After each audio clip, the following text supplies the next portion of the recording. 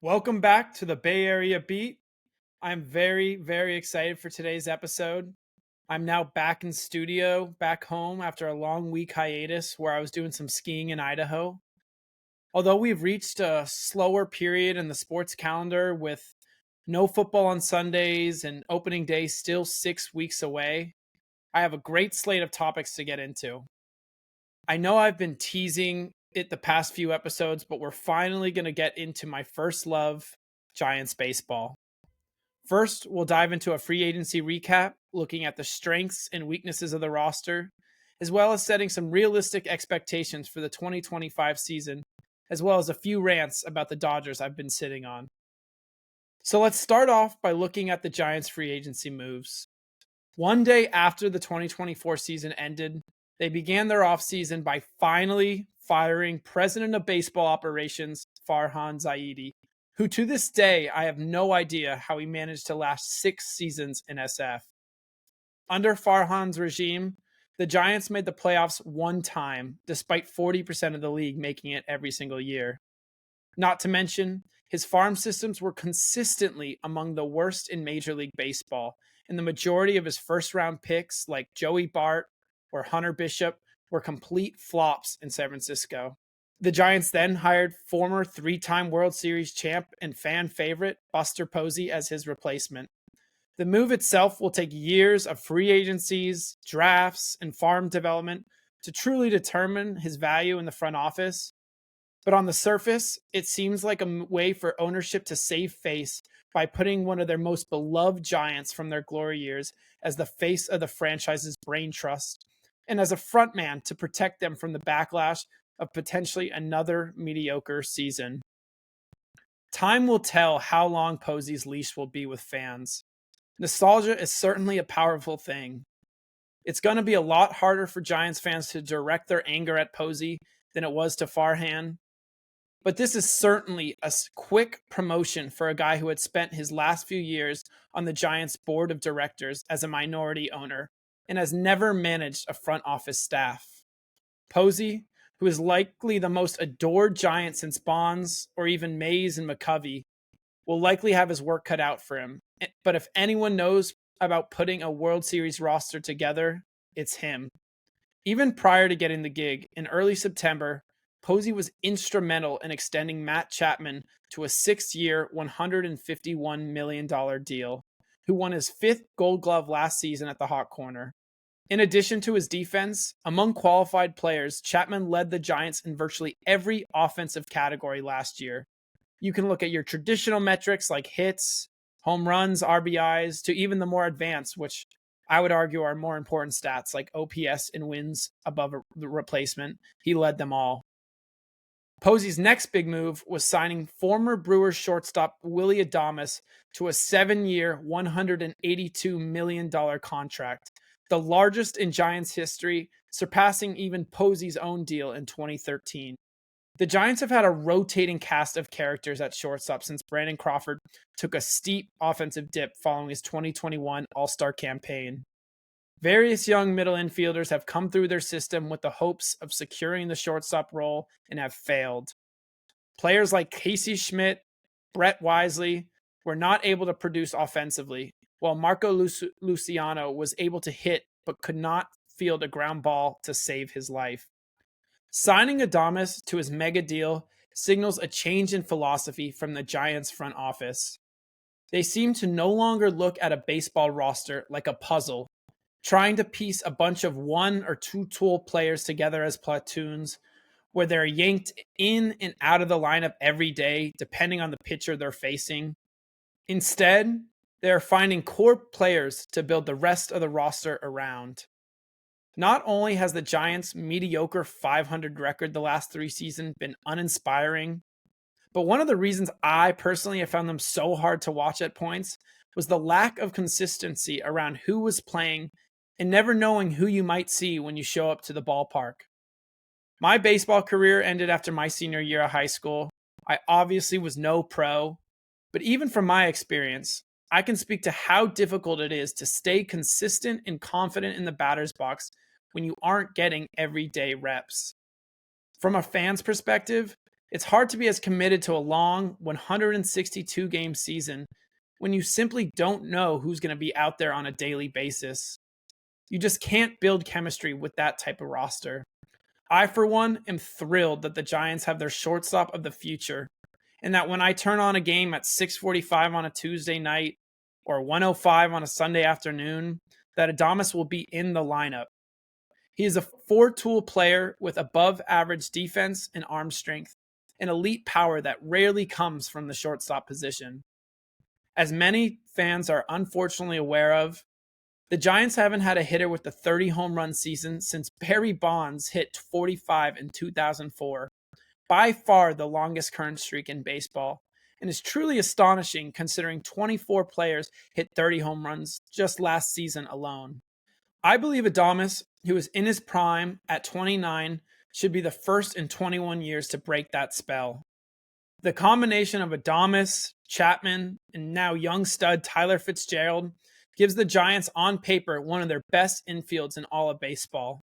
They're also finally getting back a healthy Jung-Hoo Lee back in center field at the top of their lineup. Before tearing his labrum last season colliding into a center field wall, Lee led the team in hits, doubles, and walks. Now the Giants' three biggest financial investments in their lineup are also at the most important defensive positions on the field in shortstop, third base, and center field. It's becoming more and more clear that Posey and the rest of the front office is choosing a different approach to building around a few key pieces and allowing young guys and short-term vets to fill out the rest of the roster. The last of the Giants' major offseason moves came at the start of the new year when they signed former three-time Cy Young and future first-ballot Hall of Famer Justin Verlander to a one-year, $15 million deal.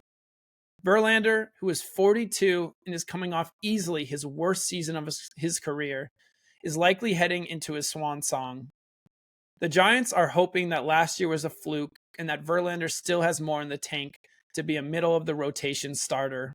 To me, that feels like a lot to ask for a pitcher who's going into his 20th season and has pitched over 3,400 innings in his career.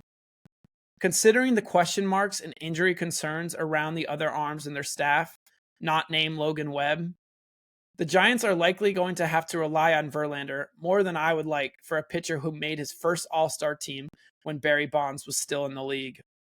Will this be a Randy Johnson 2009 farewell tour? Or will Verlander actually be able to provide the Giants with consistent 5-inning outings every fifth day? Time will tell. We are certainly not going to get Tigers Verlander or even 2022 Astros Verlander. But at his worst, his mentorship for the young pitchers like Kyle Harrison and Hayden Birdsong, as well as top prospect Bryce Aldridge, who the Giants are hoping to make his debut at some point during the 2025 season, will ultimately be invaluable. Now, with all this being said, the Giants also lost a few important guys to their rivals and missed out on top free agents that they were expected to be in the running for what feels like the fifth year in a row. Most notably and most painful, last year's second half ace, Blake Snell, signed a 5-year, $182 million deal with the Dodgers to add to what is already a star-studded pitching staff. While it's too hard to get upset about losing Snell, as he was only with the Giants for one season and had a very rocky first half that was riddled with injury and command issues, and was ultimately a core reason why they dug themselves in such a big hole early that they were unable to get out of. What stings the most about the deal is not losing Snell, but who he signed with. That team from down south added Snell to a rotation that already had Yamamoto and Tyler Glasnow last season, and added Roki Sasaki this offseason, who was another Giants failed free agent target, but in all honesty felt like a formality that he'd be joining Ohtani and Yamamoto in LA. Oh, and not to mention, Ohtani is expected to join the rotation at some point during the 2025 campaign. If you can find a hole on last year's Dodgers team, it was their rotation. But following an offseason spending spree of over $500 million this year and $1.2 billion last year, they arguably have now the deepest in baseball. Look, I have a lot of mixed feelings and thoughts about how the Dodgers approach free agency. First of all, let me get out and say I despise the franchise, the fan base, and the idea that they deserve any credit for winning a 2020 Mickey Mouse COVID World Series in a 60-game season where the whole purpose of baseball is the sport is a marathon, not a sprint.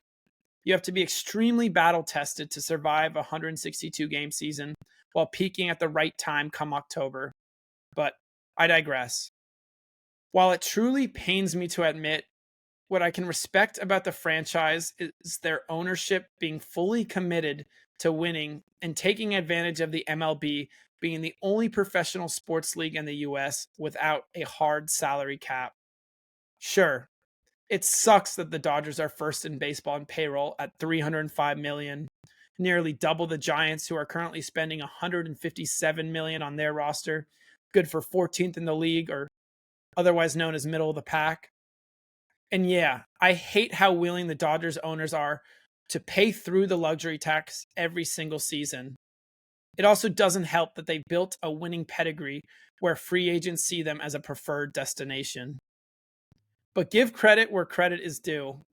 While last year the Dodgers brought in over $100 million more in revenue, a number that will only grow as they are quickly becoming Japan's MLB team, they also spent over $150 million more in payroll than the Giants.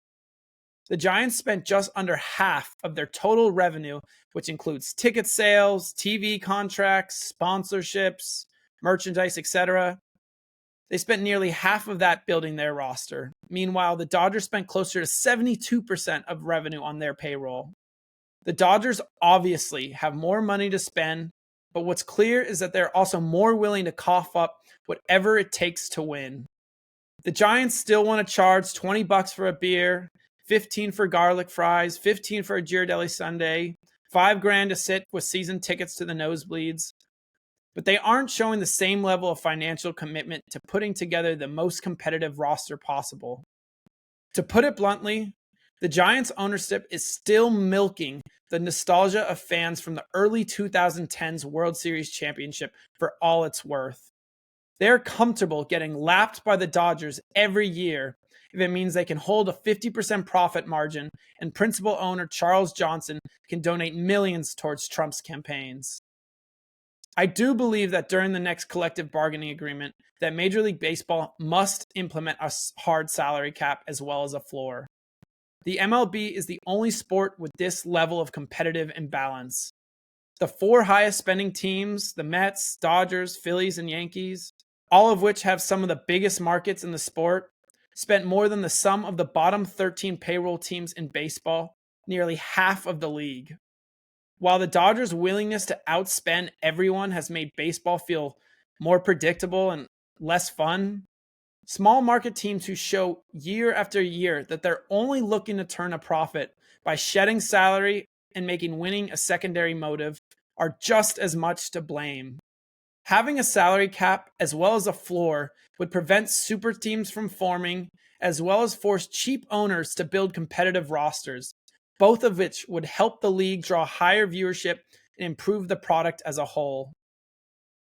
I've taken my deep breaths, I've regathered my thoughts, and I'm done ranting about the Dodgers and the Giants ownership. I want to move on and set some expectations for the Giants' upcoming season. To preface this next part, I work for a sports betting company that you may have heard of, hopefully you've heard of, Underdog Fantasy. I believe using betting odds is one of the best ways to predict outcomes. And sure, they're by no means the end all be all and surprises happen every single season, but I think it's a far better barometer than simply putting a finger in the air and making bold predictions. Sportsbooks have the Giants projected to finish fourth in the division with an over-under win total of 79.5. The last 3 seasons, the Giants have finished with 80, 79, and 81 wins respectively, and have been the definition of run-of-the-mill. Vegas's over-under total suggests that they see the Giants finishing right around where they have the last couple seasons, and don't see Adames and Verlander really moving the needle all that much. They see the Dodgers running away with the division with a projected 105 wins, and the Padres and Diamondbacks both fighting for second with an over-under win total of 85.5. We have talked enough today about the Dodgers. it would be an absolute shock if they don't win the NL West in a dominant fashion. The Padres, on the other hand, were one game away from eliminating LA in the playoffs last season, but they lost every one of their free agents this offseason, including All-Stars Jurickson Profar and Tanner Scott. They're expected to take a step back this season from last year's 93-win campaign, which is evident with their win total being 8 wins fewer. The combination of their losses in free agency, as well as what seems to be an inter-family conflict within the ownership group, I see the Padres taking an even bigger step back this season, finishing right around 500. Meanwhile, the Diamondbacks certainly got better this offseason, most notably by signing former Cy Young winner Corbin Burnes to a 6-year, $210 million deal, as well as former All-Star Josh Naylor at first base. Burnes was one of the Giants' top targets this offseason and was the best pitcher on the market. He can now be added to a laundry list of players who rejected the Giants despite them offering more money. This trend shows that players don't really care that the Giants had a dynasty more than 10 years ago and don't see them as contenders. The Diamondbacks, now with Burnes, Zach Gallen, Brandon Pfaadt, and Giant killer Merrill Kelly, boast one of the best rotations in the NL.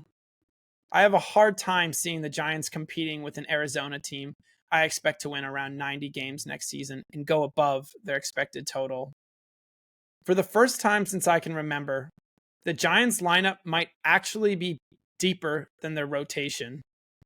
While they're still relying on young guys like Luis Matos and Gerard Encarnacion to help the bottom of the order, it's their rotation that has more question marks than answers. Everyone outside Logan Webb is young and unproven, or older with significant injury concerns. I'm excited to see what a full season of Robbie Ray and Kyle Harrison looks like, but I certainly have my doubts. The Giants are currently plus 220 to make the playoffs, an implied probability of 31%.